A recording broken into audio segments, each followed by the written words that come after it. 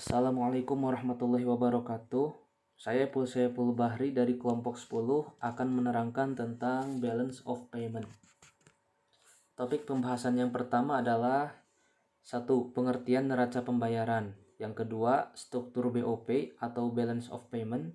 Yang ketiga, komponen neraca pembayaran. Yang keempat, prinsip pencatatan neraca pembayaran. Dan yang kelima adalah balance of payment Indonesia. Pengertian balance of payment Indonesia. Menurut Hamdi Hadi, definisi balance of payment atau neraca pembayaran adalah suatu catatan yang disusun secara sistematis tentang seluruh transaksi ekonomi yang meliputi perdagangan barang atau jasa, transfer keuangan, dan moneter antara penduduk suatu negara dengan penduduk luar negeri untuk suatu periode waktu tertentu, biasanya dalam waktu 1 tahun. Neraca pembayaran juga merupakan catatan sumber atau penawaran dan penggunaan atau permintaan valuta asing suatu negara. Tidak sebagaimana namanya, neraca pembayaran mengukur aliran dalam satu periode, 1 bulan atau 1 kuartal, dan 1 tahun. Neraca pembayaran merupakan laporan transaksi perdagangan internasional yang dapat dijadikan sebagai indikator perekonomian suatu negara. Neraca pembayaran yang kondusif yang ditandai dengan surplus pada cadangan devisa merupakan indikator bahwa kegiatan ekspor lebih baik daripada kegiatan impor. Demikian pula penerimaan dari sektor jasa lebih baik daripada pengeluaran di sektor ini. Dengan demikian dapat disimpulkan bahwa neraca pembayaran yang kondusif merupakan indikator kemampuan negara dalam melaksanakan perdagangan internasional. Neraca pembayaran digunakan pula sebagai alat untuk mengendalikan nilai tukar rupiah, local currency, dengan valuta asing. Semakin banyak cadangan devisa yang dimiliki, semakin kuat kemampuan nilai tukar uang lokal. Hal ini dikarenakan salah satu acuan penciptaan uang adalah posisi cadangan devisa pada neraca pembayaran. Beberapa kegunaan cadangan devisa diantaranya adalah: 1. Sebagai alat pembayaran barang-barang impor. Yang kedua, sebagai alat pembayaran bunga dan pokok pinjaman luar negeri. Yang ketiga, sebagai alat pembayaran untuk perjalanan ke luar negeri. Struktur BOP atau balance of payment. Yang pertama, current account atau neraca transaksi berjalan. Yang kedua, capital account atau neraca modal. Yang ketiga adalah financial account atau neraca keuangan. Current account adalah neraca yang mencatat laporan dari hasil transaksi perdagangan, ekspor dan impor barang, serta penerimaan dan pengeluaran dari transaksi jasa. Current account mencatat perubahan aset dan kewajiban. Oleh karena itu, current account terdiri atas neraca perdagangan barang atau balance of trade. Yang kedua, neraca perdagangan jasa atau balance of service. Selisih antara ekspor barang dan jasa suatu negara dengan impor barang dan jasanya disebut neraca perdagangan atau trade balance.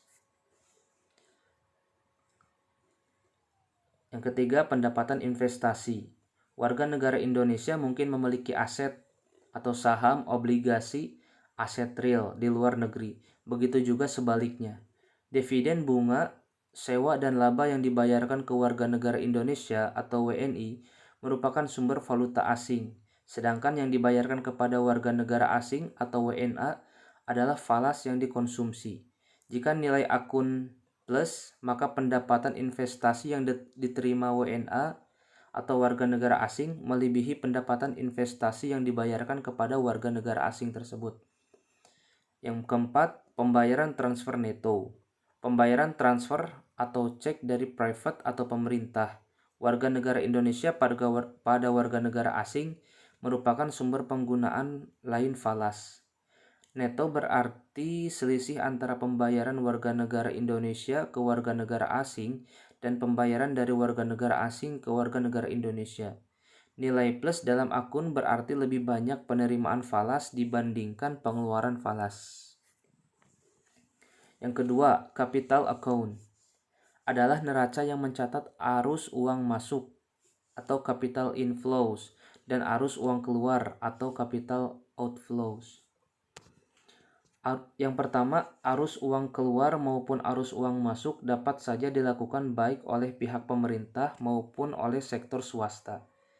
Yang kedua, pinjaman luar negeri merupakan salah satu contoh arus uang masuk, sedangkan pembayaran bunga dan utang merupakan salah satu contoh arus uang keluar. Neraca modal juga merupakan transaksi penyeimbang transaksi neraca transaksi berjalan. Sebagai contoh, impor mobil dari Jepang adalah 1 juta yen, kurs 300 dikurangi 300 juta. Meningkatkan nilai impor sebesar 300 juta atau current account dan aset asing di Indonesia capital account. Pada kasus ini, posisi kekayaan bersih Indonesia terhadap negara lain di dunia turun sebesar 300 juta. Yang ketiga adalah financial account atau neraca keuangan yang mencatat transaksi aset finansial, transfer pembayaran, piutang maupun utang internasional. Ini mencangkup pencatatan akan FDI atau Foreign Direct Investment atau penanaman modal asing atau PMA, pembayaran dividen, cicilan hutang, bunga atau utang, pembelian surat berharga, saham, dan lain sebagainya. Financial account mengukur devisa masuk dan keluar seperti pada current account, di mana transaksi yang menghasilkan devisa dicatat sebagai kredit atau capital inflows. Sebaliknya, transaksi yang mengakibatkan devisa keluar dari suatu negara dicatat sebagai debit atau capital outflows. Transaksi kredit dan debit.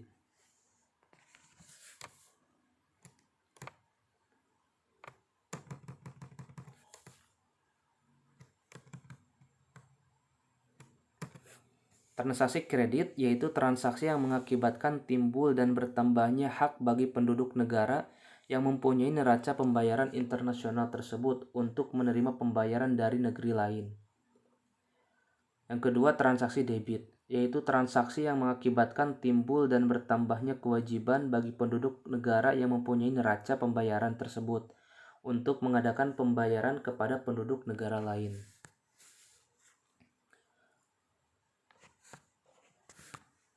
Yang ketiga adalah credit entries atau transaksi kredit, diantaranya export of good and service, ekspor barang dan jasa. Yang kedua, income receivable, penerimaan dari hasil investasi. Yang ketiga, offset to real of financial resource received, transfer. Yang keempat, increases in liabilities atau kenaikan kewajiban. Yang kelima, decreases in financial assets atau penurunan kekayaan. Kemudian debit entries atau transaksi debit, yaitu yang pertama import of good and service atau impor barang dan jasa. Yang kedua income payable atau pembayaran atas hasil investasi. Yang ketiga offset of real financial resource provide atau transfer. Yang keempat, decreases in liabilities atau penurunan kewajiban. Yang kelima, increases in financial assets atau kenaikan kekayaan. Ini dimaksudkan tiap-tiap credit entry atau bertanda positif harus diseimbangkan atau balance dengan debit entry bertanda negatif yang sama. Kedua, entries tersebut dikombinasikan untuk menghasilkan laporan sumber-sumber dan penggunaan modal nasional, dari mana kita memperoleh dana-dana atau daya beli dan bagaimana kita menggunakannya. Jadi, total kredit dan debit dari neraca pembayaran suatu negara akan sama secara agregat. Namun, dari komponen-komponen neraca pembayaran mungkin terdapat surplus atau defisit. Kemudian ada perkembangan sistem nilai tukar Indonesia. Sistem nilai tukar tetap Berdasarkan sistem nilai tukar tetap ini, Bank Indonesia memiliki kewenangan penuh dalam mengawasi transaksi devisa. Sementara untuk menjaga kestabilan nilai tukar pada tingkat yang telah ditetapkan, Bank Indonesia melakukan intervensi aktif di pasar valuta asing. Yang kedua, pemerintah Indonesia telah melakukan devaluasi sebanyak 3 kali, yaitu pertama kali dilakukan pada tanggal 17 April 1970, di mana nilai tukar rupiah ditetapkan kembali menjadi 378 per US dollar. Devaluasi yang kedua dilaksanakan pada tanggal 23 Agustus 1971 menjadi 415 rupiah per dolar Amerika. Dan yang ketiga pada tanggal 15 November 1978 dengan nilai tukar sebesar 625 rupiah per dolar Amerika. Kebijakan devaluasi tersebut dilakukan karena nilai tukar rupiah mengalami overvaluated sehingga dapat mengurangi daya saing produk-produk ekspor di pasar internasional. Transaksi berdasarkan sifat. Yang pertama ada transaksi otonom. Adalah transaksi yang timbul atas inisiatif pihak tertentu dan bukan sebagai reaksi atau adanya akibat transaksi lain yang tercatat pada current account dan long term capital account. Misal, ekspor dan impor barang atau modal dalam jangka panjang untuk mencari keuntungan. Yang kedua, transaksi kompensasi. Timbul akibat kompensasi dari adanya transaksi lain, misal pemasukan modal jangka pendek dan impor atau ekspor emas. Dasar waktu pencatatan atau perdagangan. Yang pertama, fase terjadinya perjanjian atau the transaction time basis.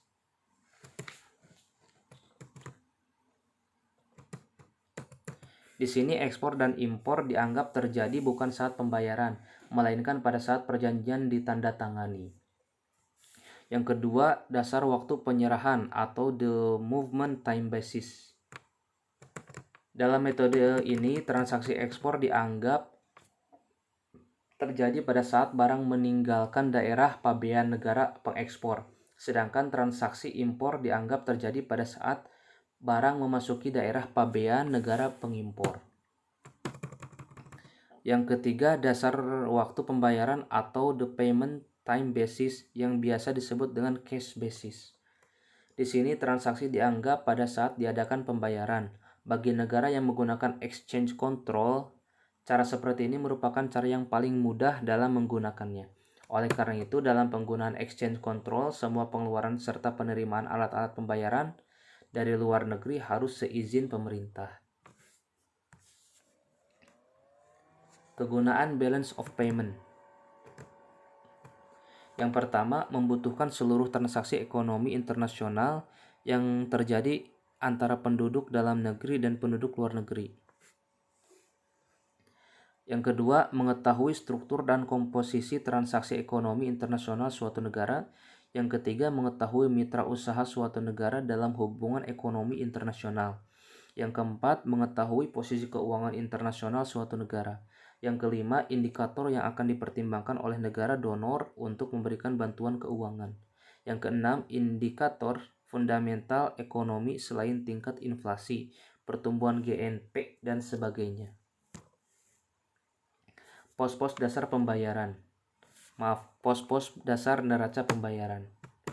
Yang pertama, transaksi dagang atau trade. Pos transaksi dagang mencatat seluruh ekspor dan impor barang dan jasa. Impor barang dan jasa dicatat di sebelah debit, sedangkan ekspor barang dan jasa dicatat di sebelah kredit. Apabila pos ini meliputi barang-barang yang berwujud atau nyata disebut sebagai transaksi dagang nyata atau visible trade transaction. Sebaliknya, jika meliputi barang-barang yang tidak nyata atau transaksi jasa disebut dengan invisible trade transaction. Yang kedua, adanya pos pendapatan modal. Pos pendapatan modal atau income on investment adalah semua transaksi penerimaan hasil modal penduduk yang ditanam di luar negeri mereka dan penerimaan pendapatan oleh penduduk negara lain yang menanam modalnya di dalam negeri kita. Umumnya berbentuk keuntungan dividen dan bunga.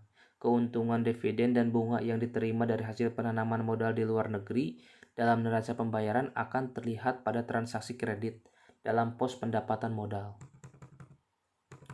Yang ketiga, pos transaksi unilateral atau unilateral transaction. Yang pertama, transaksi unilateral antara lain termasuk di dalamnya adalah gift atau hadiah. Yang kedua, bantuan atau aids dan transfer unilateral transfer. Transaksi hadiah berbeda dengan transaksi lain. Transaksi ini tidak mengakibatkan timbulnya kewajiban bagi si penerima untuk membayar harga hadiah yang telah diterima tersebut.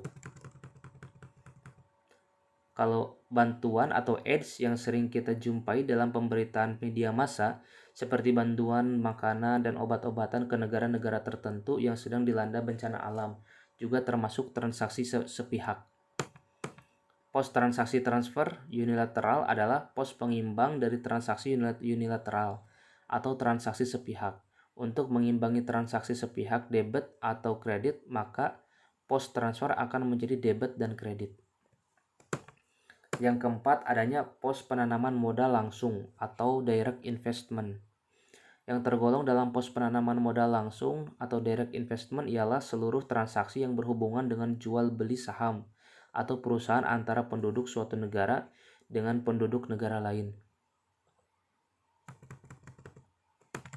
Yang kelima, pos hutang piutang jangka panjang atau long term loan. Pos hutang piutang jangka panjang atau long term loan meliputi kredit yang jangkanya lebih dari 1 tahun, termasuk juga di dalamnya jual beli surat obligasi antara penduduk suatu negara dengan penduduk negara lain.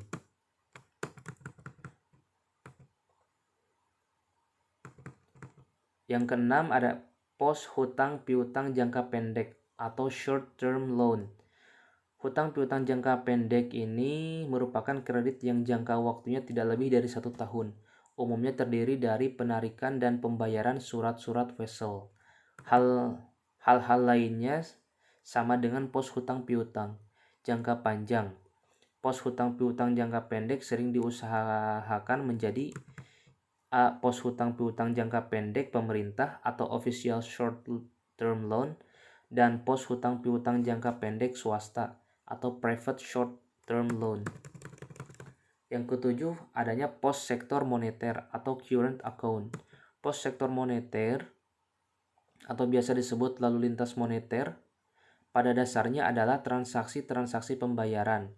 Pembayaran ini meliputi pembayaran-pembayaran terhadap transaksi-transaksi yang tercatat dalam rekening berjalan atau current account, seperti transaksi-transaksi perdagangan, pendapatan modal, dan transfer unilateral. Di samping itu termasuk pula transaksi-transaksi penanaman modal langsung atau investment account, seperti hutang piutang jangka panjang dan hutang piutang jangka pendek bukan moneter.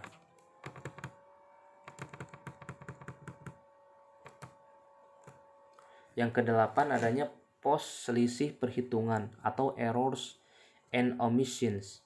Pos ini merupakan pos penyeimbang apabila nilai transaksi-transaksi kredit tidak sama dengan nilai transaksi-transaksi debit. Dengan adanya pos selisih perhitungan ini, maka jumlah total nilai sebelah kredit dan debit dalam neraca pembayaran internasional akan selalu sama atau balance. Perkembangan sistem nilai tukar Indonesia. Sistem nilai tukar mengambang terkendali. Yang pertama, nilai tukar mengambang terkendali di mana pemerintah mempengaruhi tingkat nilai tukar melalui pemerintahan penawaran valuta asing. Biasanya sistem ini diterapkan untuk menjaga stabilitas moneter dan neraca pembayaran. Yang kedua, sistem nilai tukar mengambang terkendali di Indonesia ditetapkan bersamaan dengan kebijakan devaluasi rupiah pada tahun 1978 sebesar 33%. Pada sistem ini, nilai tukar rupiah dikembangkan terhadap sekeranjang mata uang atau basket currencies negara-negara mitra dagang utama Indonesia. Dengan sistem tersebut, Bank Indonesia menetapkan kurs indikasi dan membiarkan kurs bergerak di pasar dengan spread tertentu. Untuk menjaga kestabilan nilai tukar rupiah, maka Bank Indonesia melakukan intervensi bila kurs bergejolak melebihi batas atas atau atas bawah spread. Menurut Teguh Triyono tahun 2005. Yang kedua, sistem nilai tukar mengambang terkendali. Pada saat sistem nilai tukar mengambang terkendali diterapkan di Indonesia, nilai tukar rupiah dari tahun ke tahunnya terus mengalami depresiasi terhadap dolar Amerika Serikat. Nilai tukar rupiah berubah-ubah antara Rp644 per dolar Amerika Serikat sampai Rp2.383 per dolar Amerika Serikat. Dengan perkataan lain, nilai tukar rupiah terhadap dolar Amerika Serikat cenderung tidak pasti.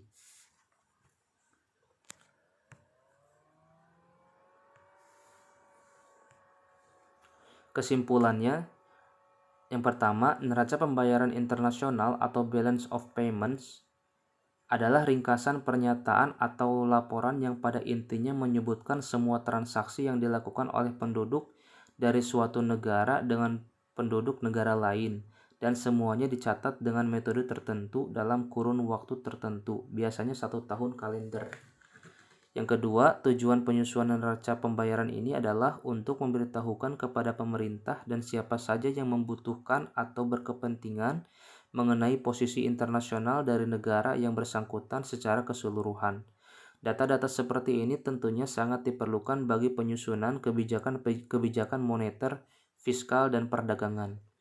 Yang ketiga, bagi kalangan swasta, data-data pada neraca pembayaran itu juga penting untuk menyusun perencanaan dan strategi bisnis.